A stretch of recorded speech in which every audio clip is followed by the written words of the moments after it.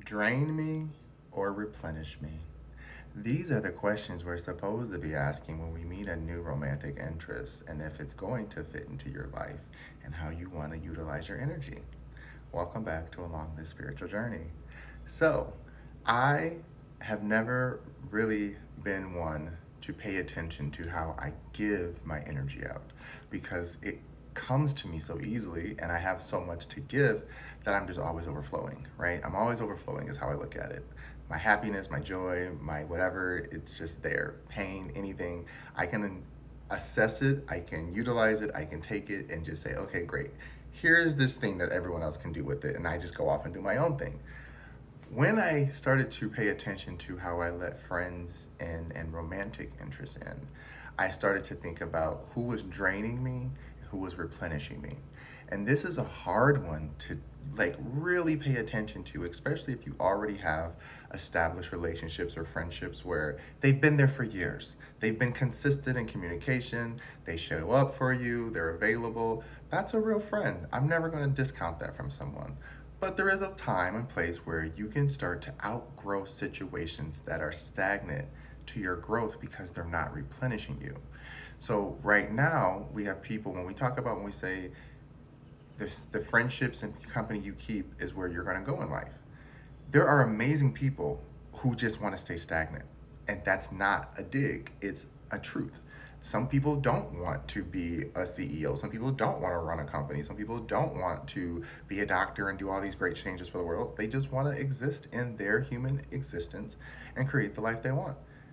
That's awesome. We're supposed to do that, right? There's a balance to all the things that I said, wanting to be the CEO and wanting a family life. Those are two things that go together. But what happens is, if one of you wants to keep going and the other one wants to stay, and this one is not feeling replenished, and this one is feeling like you're taking something away. And so you're both having this moment of give and take of we're supposed to want to pour into each other, but what happens is we end up pouring more into our own, I'm going to say, distorted needs of what we want versus what the other person requires to grow.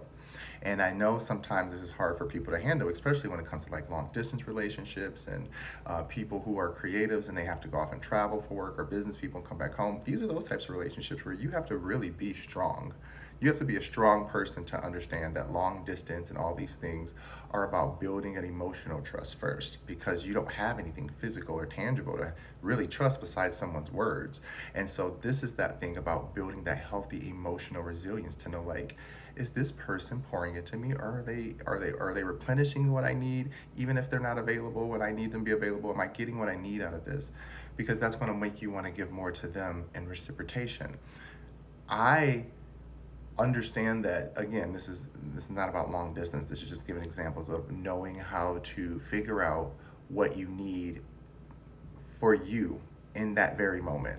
Because I used to fight long distance. I used to try to force myself into proximal relationships because they were closer, which fulfilled my hedonistic ego needs, but it wasn't fulfilling my spiritual needs. And I was cutting off an array of people that could possibly pour into me. And so I always tell people, watch for resistance and watch for flow.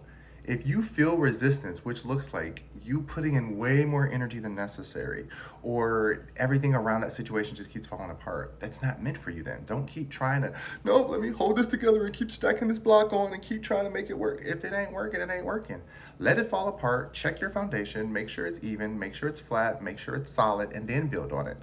You don't keep trying to hold a building together or a situation or friendship relationship if it's on shaky foundation in the first place. Because remember, a lot of our relationships were created on trauma bonds, and we became friends or became partners through trauma.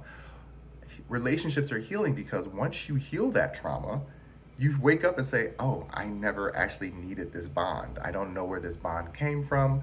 I'm not sure how it even came into my life. But when you're stagnant and you accept what's around you just because, and you force yourself into situations you don't want, this is where you start getting that draining relationship.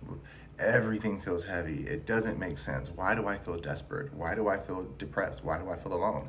Even if you're in one of the most happiest stagnant relationships, because I tell people, a stagnant relationship just means you went to school, you moved out, you met a person, you don't have much in common, but you're attracted to each other. You have a good time. It works. Neither one of you wants to do anything grand. You just work your jobs and live your life, and you come home and you build this beautiful, amazing family. And you just live your life every day, doing what you do every day to just have this beautiful, amazing family. To me, that's stagnant love. There's nothing wrong with it, but it's stagnant. There's nothing happening except that.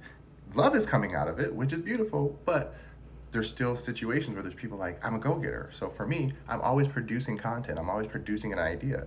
So I probably am better off with a person who's going to either support me in my ideas or also has ideas so that we can jump on the bandwagon together versus someone who's like, I only want to stay home all the time and I want nothing to do with what you care about because that's not my interest.